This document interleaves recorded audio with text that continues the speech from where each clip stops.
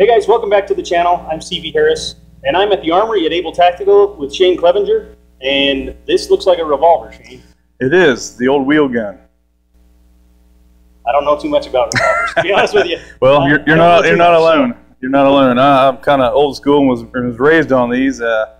Revolvers are a very good tool. They not really prone to malfunctions like your semi-autos, being affected by cold, like it is today.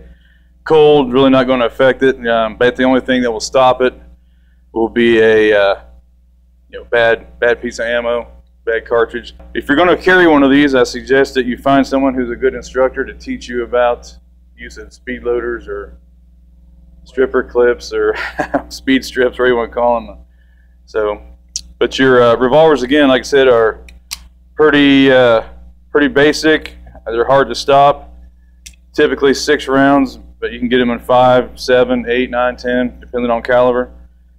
Some of the things to look for if you're going to buy one that's used, it's like anything else. You want to make sure you check the crown of the muzzle, which is obviously where the round exits. If that crown gets damaged because it's been dropped or used as a hammer or whatever, it's going to cause accuracy issues. It can be fixed by a machinist or a qualified armor gunsmith. Another thing you want to do is look at your cylinder fit. This one's pretty tight, should be, because it's a relatively new gun.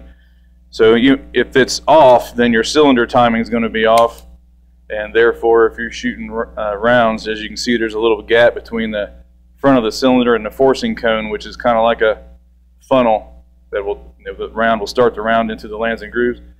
So as that, if it's not correct in the lockup, you might get some shavings out of it. That's why everybody shoots their semi-autos like this nowadays. But if I did that with this, or maybe a 38 that didn't have such a big cylinder, and we're using a 44, so you can kind of see the parts on it, you might get some shavings in the side of your little thumb. So that's basically why we still shoot like so with your revolvers, and also that allows you to, if you're going to be firing and using a single action mode, which means it's cocked, you're going to use your non-firing hand to cock that firearm, so you're not losing that firing grip.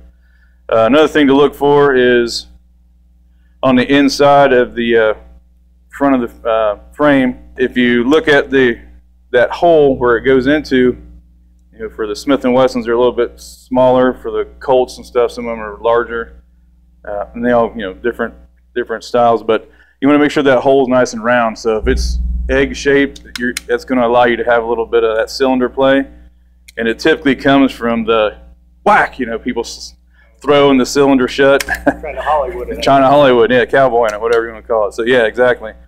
Misuse on the firearm, but very, very good piece of machinery. Can last you a long time. Very reliable.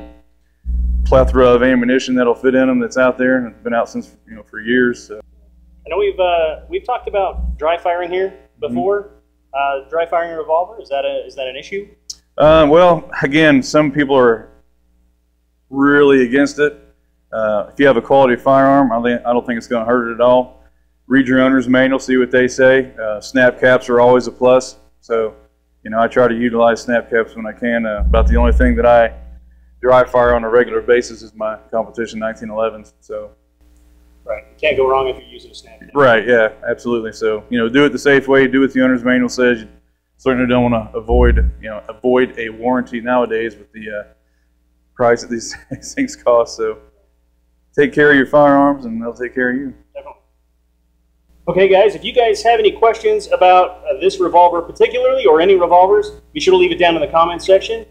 And be sure to come back next Thursday for another hint or tip. And until next time, take care and be safe.